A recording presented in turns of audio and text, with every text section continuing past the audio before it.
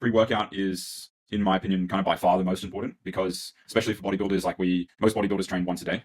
Or 5 days a week or 6 days a week. And therefore, if we're training twice a day, post-workout nutrition and intra-workout becomes more important. But definitely if you're training once a day, then especially if it's in the morning where we have less available time to fuel beforehand, I think pre-workout nutrition is the most important. And the most important macronutrient for pre-workout would be carbohydrates. And then second to that, protein. I think people do kind of faff around a little bit too much with like the dietary fat side of things. Like if you're in the off season and you're well fed, then like sure, you don't want to be going sky high on dietary fat, but I don't think people need to concern themselves too much with like, oh, my dietary fat is slowing down my rate of glycogenesis or the absorption rate of carbohydrates.